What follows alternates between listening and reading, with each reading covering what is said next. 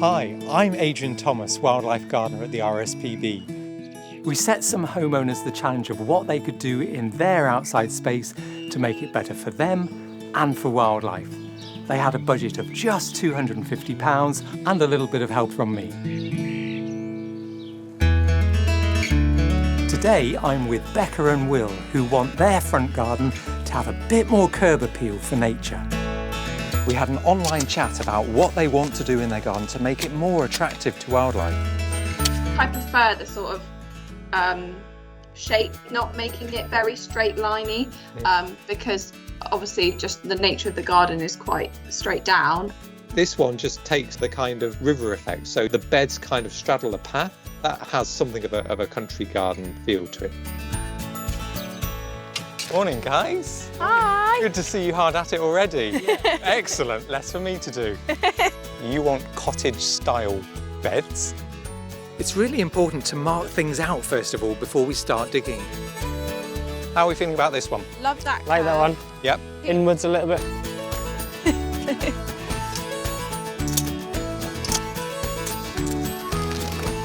So the bits of grass are going to compost down.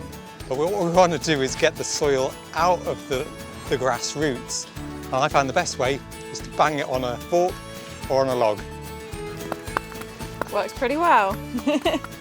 So the good news, guys, is that your soil is really rather good for plants. That sounds really great. It is.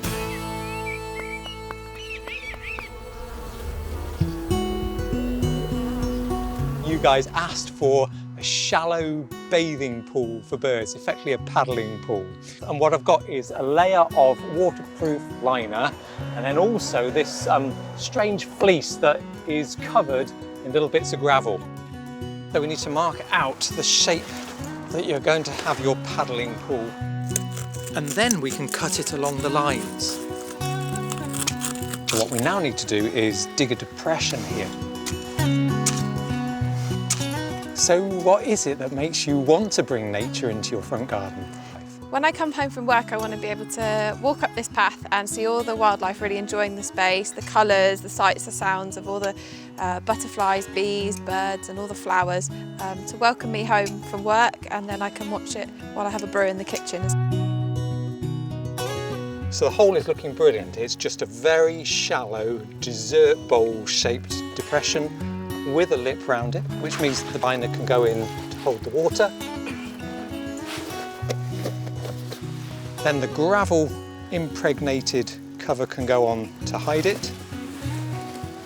And the little rim that we created will be where cobbles can sit round the edge and hold it in place. And let's just pop the water in. Sounds good.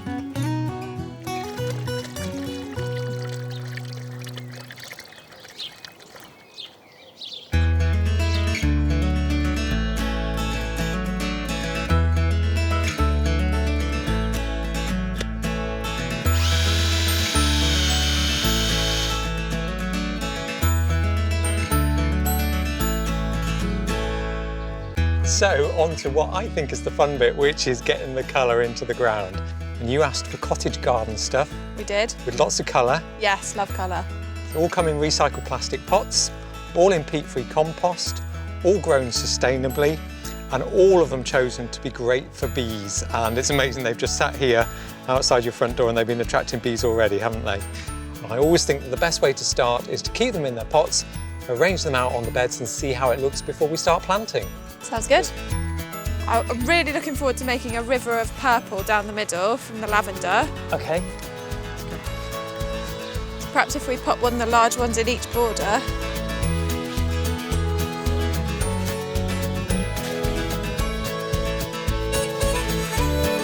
Fit another one in there, maybe?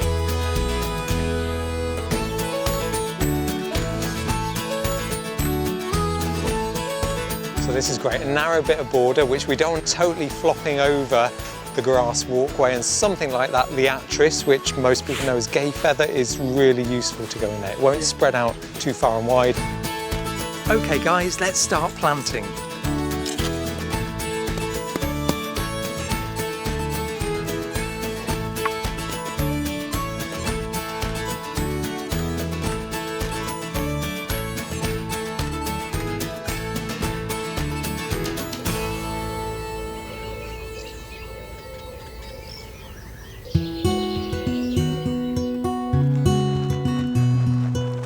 applying a layer of mulch will keep the soil moist and the weeds at bay.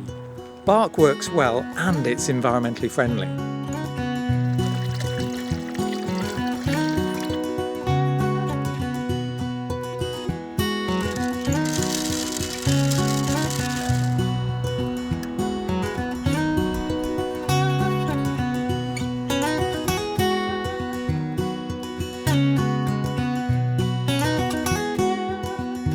Well, I think we set out to do a mini makeover, and I feel that we've achieved that. And the beds are full of colour, and even better than that, bees just seem to be homing in on your garden out of nowhere, having just put a few flowers in that are well chosen for them. So I think it's been brilliant. How's it been for you guys? Yeah, it's been great. Really enjoying like, all the colours as well. It looks really, really nice.